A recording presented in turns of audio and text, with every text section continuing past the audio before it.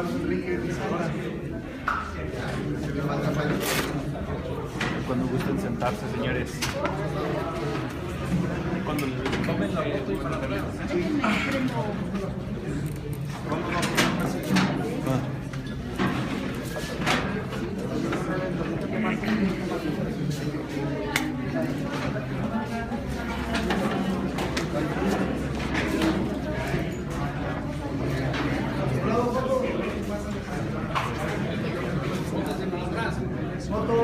Romito. ¡Ánimo! Desde atrás se ven igual. ¡Ánimo, fotógrafo! ¡Ánimo! ¡Ahí va el agua! ¡Ya seguimos! ¡Ánimo! Desde atrás se ven igual.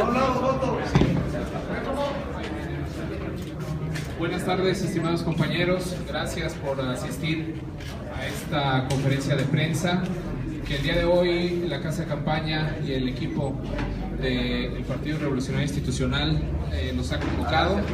Se encuentra con nosotros el diputado federal César Camacho, quien también es expresidente del Partido Revolucionario Institucional.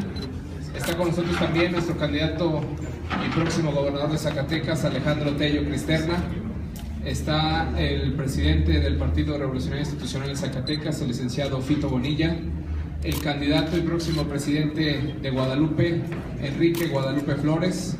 Nos acompañan también los candidatos a diputados locales, Osvaldo Ávila y la candidata Isadora Santibáñez, así como el diputado federal Francisco Escobedo, coordinador de la campaña de Alejandro Tello, y nuestro delegado Luis Antonio Muñoz Mosqueda. Cedo el uso de la voz al licenciado César Camacho. Señoras y señores de los medios de comunicación, gracias por acudir a esta amable invitación que el Comité Directivo Estatal y la representación del CEN les han formulado. En los tiempos que corren no hay manera de hacer política sin los medios de comunicación.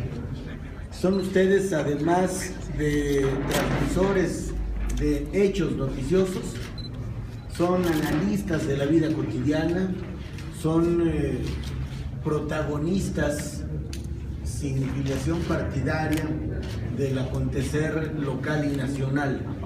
Por eso no queremos nunca perder contacto con ustedes y lo primero que hacemos es expresarles nuestro respeto a la labor periodística y al ejercicio de la libertad de expresión. Pero es el caso que Zacatecas, junto con otros 12 estados del país, 11 donde hay elección de gobernador y Baja California donde hay elección de diputados y ayuntamientos, tienen una cita con la democracia, y el nuestro, el PRI, el partido auténticamente nacional, porque somos la única organización que está presente en todas las secciones electorales del país, ha postulado candidatas y candidatos cuidando, entre otros, 3 factores: que puedan ser abanderados de causas nobles, justas, que puedan interpretar el sentir de los ciudadanos y construir una agenda de campaña que el día de mañana sea la materia prima de un programa de gobierno. Enseguida tenemos en nuestra estructura un gran activo, es decir, tenemos compañeras y compañeros militantes, dirigentes y muchos simpatizantes que le dan fuerza a nuestra organización. Pero estamos conscientes de que ningún partido gana solo con sus militantes. En consecuencia, debemos ser inteligentes para postular ideas y personas que persuadan a ciudadanos sin militancia partidaria. Y ahí viene el tercero de los factores: las personas, las y los candidatos. Hemos seleccionado, y hablo en términos latos, del PRI en su conjunto, el PRI nacional, el PRI de los estados, el PRI de los municipios. Hemos postulado gente con empaque, gente con experiencia, gente con eficacia. Y aquí, en el estado de Zacatecas, que tiene el reto de la gubernatura, de las 18 diputaciones de mayoría relativa y de los 58 ayuntamientos, el PRI ha hecho un gran esfuerzo por conciliar intereses, por privilegiar a la militancia, pero reconocer también la fuerza ciudadana. El PRI ha cumplido gustoso con las obligaciones legales derivadas de una reforma constitucional impulsada por el presidente Enrique Peña Nieto de dar la mitad de las posiciones a las mujeres. Gustoso porque es nuestra convicción que la igualdad de las mujeres es el preludio de una igualdad cabal en la sociedad. Y la locomotora de este tren, que es Alejandro Tello, a este grupo de militantes para los ayuntamientos y los diputados, los encabeza un joven con una sólida formación profesional y acreditada capacidad demostrada en los últimos años en el Senado de la República. Es un zacatecano bien conocido y reconocido, es un militante de cuyo trabajo nos sentimos orgullosos, es parte de una generación que ya se formó en la competencia electoral y es alguien que al final, siendo talentoso, cuidadoso en el diseño de la política, la ejecuta y la desarrolla con emoción, con el corazón. Por eso me da mucho gusto, introduciendo en ello un elemento personal, acompañar a mi amigo Alejandro Tello a su campaña, cerrar filas con él y decirles que están ya en Zacatecas un grupo de diputadas y diputados de otros estados del país que vienen a sumar su esfuerzo al priismo local, respetando la mano que llevan los priistas de este estado y subordinados a las decisiones y políticas que el Comité Ejecutivo Nacional marca. Lo harán mis compañeras y compañeros, encabezados por cierto por el diputado Armando Luna, político diputado del estado de Coahuila. Lo harán, por supuesto, apegados a la ley, lo harán en labores que no interfieran a la tarea del priismo local y lo harán siempre sabiendo que los protagonistas de la política de Zacatecas son los ciudadanos de Zacatecas. Venimos sencillamente a sumarnos y a dar testimonio de lo que nos consta, que Alejandro Tello es un político con empaque, con preparación, con talento y con un profundo cariño por su tierra. Vamos a estar aquí hasta ser partícipes del merecido triunfo electoral de esta gran fórmula ganadora de los priistas zacatecanos, encabezada la fórmula por Alejandro Tello. Gracias. El candidato Alejandro Tello, por favor. Muchas gracias, muy buenas tardes a todos los medios de comunicación. Simplemente agradecerle a nuestro coordinador de los diputados federales, al diputado César Camacho, un político propositivo, un político serio, un político de verdad, de talla nacional, que el día de hoy esté aquí con nosotros dándonos su respaldo. De verdad, contar con usted, diputado, contar con todos los compañeros que se están sumando a este esfuerzo, es un gran respaldo. Tengan la certeza que en Zacatecas les vamos a dar buenas cuentas, que en Zacatecas se va a lograr un triunfo contundente, que en Zacatecas vamos a gobernar con garantías de desarrollo y que a final de cuentas hay un equipo de candidatos. Efectivamente, como usted bien lo dijo, nuestro partido cumplió y cumplió en forma con la paridad, también con las cuotas de juventud, y hoy aquí tenemos muestras, por ejemplo, de una joven mujer con Isadora Santibáñez. Tenemos también jóvenes como Osvaldo, que pertenece a Antorcha Campesina y que es grupos que están fortaleciendo a nuestro partido, y que tengan la certeza nos llevará al triunfo, y que Zacatecas el 5 de junio le entregará a nuestro partido, al Revolucionario Institucional y a la coalición del Verde Ecologista y Nueva Alianza una contundente victoria. Muchísimas gracias y le apreciamos muchísimo que esté aquí con nosotros. Muchísimas gracias. Iniciamos la sesión de preguntas y respuestas. El compañero Juan Carlos de la noticia. Coordinador, ¿cómo encuentras Zacatecas en materia de empleo y seguridad? Esa es la primera, buenas tardes. Y la segunda, ¿cuál es la percepción del 2017 y cuál es, pues, qué se aprecia en cuanto a presupuesto, específicamente para el rescate del municipio, ustedes que son diputados federales, y para el tema de la UAS? Muchas gracias.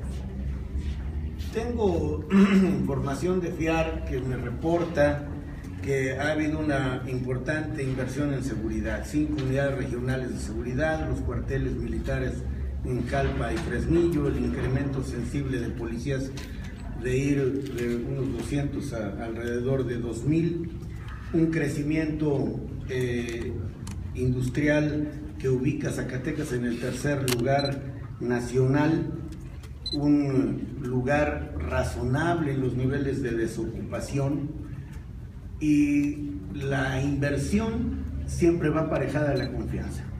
Si los inversionistas nunca van a un sitio donde no tienen garantías de que esté a buen recaudo su dinero, y seguramente independientemente de la infraestructura que ha aumentado, del clima de seguridad creciente, sin desconocer los problemas que se viven en este y otros estados del país, lo más importante es la calidad de la mano de obra de los zacatecanos, su disposición para trabajar, para no generar conflictos, para ser un estado que dé garantías, como ahora Alejandro Tello es justamente quien abandera este concepto y este mensaje político. La economía nacional pasa por momentos difíciles. No obstante, el presidente Enrique Peña Nieto, en ejercicio responsable de su autoridad, ha decidido hacer recortes e imponer medidas de austeridad, sobre todo en la administración pública federal, no en los estados, o no en la medida en que lo hizo en el gobierno federal, un recorte importante a Pemex y medidas de austeridad para hacer más con menos. 2017 pinta como un año difícil para todos, pero un año en el que con todas esas dificultades no habrá seguramente recortes a la política social, es decir, aquello que le cambia las expectativas de vida a las familias con menores posibilidades. Sin embargo, estamos terminando abril, sin que 2016 deje de estar en nuestra perspectiva. Es un tiempo, déjenme decirlo así, del mediano plazo. En el corto plazo tenemos que trabajar, hacerlo muy fuerte y tomar decisiones que generen confianza entre la población. Este es el tiempo, estos años de consolidación de las reformas transformadoras que impulsó el presidente Enrique Peña Nieto. Ninguna de ellas, y nadie lo haría responsablemente, tiene efectos mágicos. Es decir, los cambios no son inmediatos, tienen tiempos de maduración de meses y en algunos casos de años, pero un día tendríamos que haber empezado. La audacia y el sentido de responsabilidad de Enrique Peña fue que las reformas transformadoras se impulsaron desde el inicio de su gobierno. Es en la toma de protesta cuando hace un bosquejo general de qué esperaba para o de cada reforma. Es importante decir que ninguna fue producto de la casualidad. Si en el diagnóstico del país, en el ámbito mundial, arrojaba que había problemas porque no éramos suficientemente competitivos en el ámbito de las comunicaciones, hubo cambios al esquema de comunicaciones.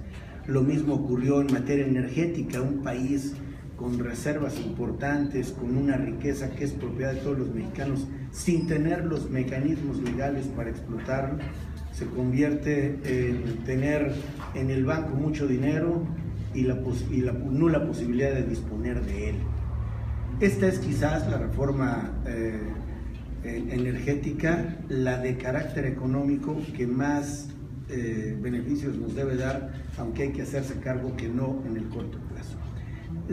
Tendría dos cuestiones por abordar más, dos más. La reforma educativa es una reforma que vincula a los mexicanos, es una reforma que le apuesta a la cultura, al cambio de mentalidad, a la mejoría en la calidad del profesorado y a tener siempre como el sujeto central de la misma al alumno. Ha habido reformas recientes que completan la reforma constitucional, las 3 leyes en la materia, porque el presidente y quienes pensamos políticamente como él, sigue pensando en que la reforma educativa es a la larga el instrumento transformador más poderoso. Y la última, la Cámara de Diputados es la que tiene como facultad exclusiva la autorización, la aprobación del presupuesto.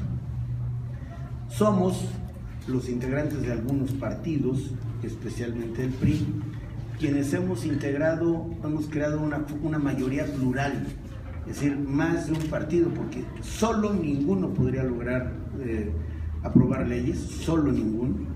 En consecuencia, entre varios partidos vinculados por propósitos en común, estamos en condiciones de prestar atención y ser muy sensibles a las necesidades de los zacatecanos. Ha habido inversiones importantes, pero siempre insuficientes. En consecuencia, creemos que si tenemos aquí, en los ayuntamientos, en el Congreso local, pero especialmente en la gubernatura, aliados en la política social, compañeros de trayecto del presidente Enrique Peña Nieto, seguramente mucho más podremos hacer por Zacatecas. Es por ello que tenemos el afán legítimo de que Alejandro Tello se convierta en el próximo gobernador de este gran estado.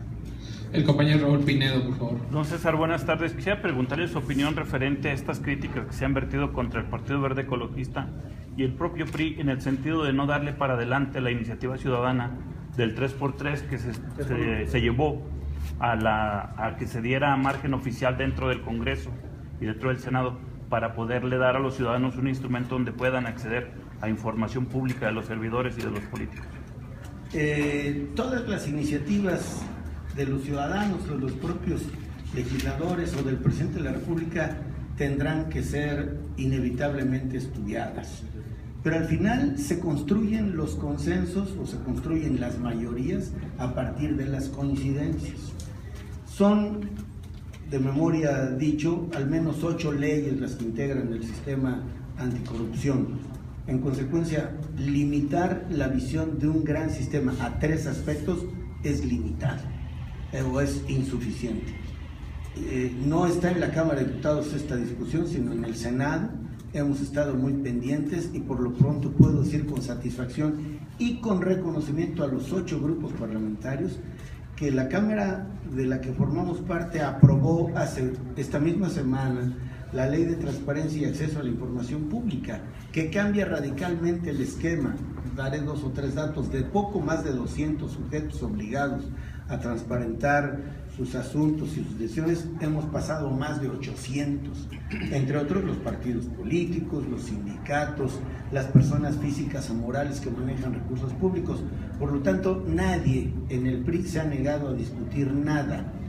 Lo que ocurre es que si alguno supone, quien quiera, incluido un diputado o un senador, si supone que su iniciativa o su planteamiento tiene que ser aprobado de manera automática, me parece que esto es no conocer cómo se procesan las iniciativas. Hoy el ejercicio de un quehacer público obliga a la transparencia y la rendición de cuentas, de modo que todos tenemos la obligación de presentar una declaración patrimonial, todos tenemos la obligación de pagar nuestros impuestos, hacer nuestra declaración anual, y el conflicto de intereses, o para conocer si existe o no, hay que hacer públicos los intereses. Los priistas estamos listos para cumplir nuestra obligación, como lo hemos hecho siempre, pero será decisión personalísima el hecho de hacerlos públicos. Compañero Gerardo Romo, corresponsal de Reforma. Buenas tardes, señor. Pues de ahí la importancia de esta ley anticorrupción, ¿no? Para no dejarlo a la buena voluntad de los políticos, sino que esto se convierta efectivamente en una obligación y no esperar a que la buena fe de los políticos nos diga si tienen conflictos de intereses o no.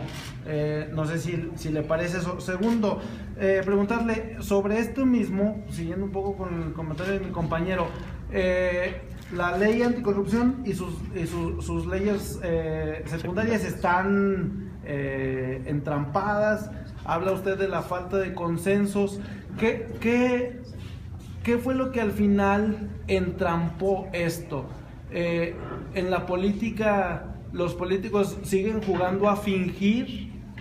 ¿O cuál fue el fondo de que esto se haya quedado entrampado junto con esta iniciativa de la legalización o no de la marihuana? Dos temas que hoy están en el ámbito público de una manera muy fuerte y que se optó por dejarlos para después. Y preguntarle también la urgencia del periodo extraordinario para que esto se pueda desahogar. Algunas voces dicen que urge que sea para finales de mayo. El senador Gamboa dice que se pueden esperar para el 9 o 10 de julio, que no hay ningún problema. Su opinión sobre esto y por sus respuestas, muchas gracias. Bueno, primero, no existe una ley anticorrupción como usted lo no existe. No existe ni va a existir. No existe, es un sistema. Es un sistema anticorrupción que está integrado por un sinnúmero de leyes. Enseguida, no están entrampadas. Las iniciativas están avanzadas, el análisis de las iniciativas están avanzadas. Y lo que es público y notorio, porque se han dado a conocer, es que al menos 4 de las 7 leyes presentan avances. Lo que ocurrió es que llegó el fin del periodo ordinario y no consiguieron elaborar los dictámenes. Pero seguramente es en el Senado donde le pueden dar mejores datos. No es que haya que confiar en la buena fe ni de los políticos ni de nadie, hay que cumplir con la ley. Y hay un temor fundado justamente hablando de fe, de la mala fe con la que puedan ser aprovechados los datos que, habiendo sido proporcionados de buena fe, puede utilizar a alguien, incluso del crimen organizado, para atentar contra la integridad de alguna persona que de buena fe haya hecho públicos sus datos o su patrimonio. Por lo pronto, lo que hay es una discusión que no ha acabado. Y en relación con el periodo extraordinario, los periodos extraordinarios no se convocan para ver si nos ponemos de acuerdo. Los periodos extraordinarios se convocan cuando ya se han logrado acuerdos. En consecuencia, no hay una fecha fija, creo yo, porque esto dependerá del momento en el que se hayan alcanzado acuerdos en las comisiones de dictamen. En relación con la marihuana, hay una propuesta que tiene al menos 2 vertientes: el uso lúdico de la marihuana y el uso medicinal. Parece que el uso lúdico, por las primeras reacciones de algunos, va a ser difícil que salga pronto. Parece que hay mayores acuerdos en relación con el uso medicinal de la marihuana. No obstante, sobre este segundo asunto tampoco se han logrado construir los dictámenes. En consecuencia, esto solo lo conjeturo porque no es de mi Cámara. Cuando se alcancen acuerdos y se elaboren dictámenes, habrá periodo extraordinario. La Cámara de Diputados tiene asuntos pendientes, de suerte que podríamos ir a un periodo extraordinario no necesariamente con los mismos asuntos que los diputados. Recuerden que los periodos extraordinarios pueden convocarse para las 2 cámaras o solo para una. Para hablarle y con el término de lo que es asunto nuestro, seguramente habrá periodo extraordinario para asuntos que hoy son de la competencia de los diputados. Si en este ínterin también hay asuntos que provengan de la Cámara de Senadores, asuntos supervenientes, es decir, asuntos nuevos, también estamos en condiciones de discutirlos. El compañero Isaías León de El Financiero, corresponsal del Financiero. Don César, nada más para precisar esto del periodo extraordinario. ¿Podría haber periodo extraordinario en medio de este proceso electoral en 2 estados? ¿Hay posibilidades de acuerdos para que se dé en medio de este proceso electoral? La primera pregunta. La segunda, su opinión sobre los dimes y diretes que existen entre el delegado de Cuauhtémoc y el gobierno del Distrito Federal en torno a la seguridad en esta delegación. Puede darse en estas 5 semanas preludiales a la elección, si, insisto, hay dictámenes. Es decir, no obstante que todos los legisladores estamos involucrados de alguna manera en lo electoral, estaríamos listos para hacerlo, porque la primera tarea de un diputado es legislar. Si hay oportunidad dentro de la ley, sin descuidar asuntos de carácter legislativo, de contribuir legítimamente a las elecciones, lo haremos, lo estamos haciendo, pero insisto, en el caso de un diputado o diputada, por lo menos del PRI, lleva a mano su tarea de legislar. Entonces, diríamos, no está descartada esa posibilidad, pero esperemos a la construcción de los dictámenes. Lo otro, me parece que la buena marcha de la vida cotidiana en la delegación Cuauhtémoc y el resto de las 15 más tiene que ver también con una buena relación que vaya más allá de los partidos y más allá de la coyuntura política y en el respeto mutuo de las personas. Cuando alguien ejerce el cargo público, aun cuando es su derecho seguir militando en un partido político, mi convicción es que debe privilegiar la tarea para la cual fue electo y no asumir papeles de directivo, promotor de campañas o protagonista de procesos electorales propios o familiares. Última pregunta, Alejandra Castañeda. Sí, la primera es para el candidato de la gobernatura, Alejandro Tello, si no es una incongruencia que en el Senado no se quiera aprobar esta iniciativa de la ley 3 de 3 cuando usted ya la firmó. Esa sería la primera pregunta. Y la segunda sería para el coordinador acerca del caso Ayotzinapa. ¿Cuál sería el costo de tener al ex procurador Tomás Herón en la PGR después de que manipuló esta información, que pues ha sido algo que no solamente tocó tan solo a Iguala, sino también a nivel internacional? Yo, si me lo permiten, es muy sencillo. Yo creo que nuestro coordinador de diputados federales, don César Camacho, fue claro en el sentido de que no es que no se quiera, está en proceso, está en discusión.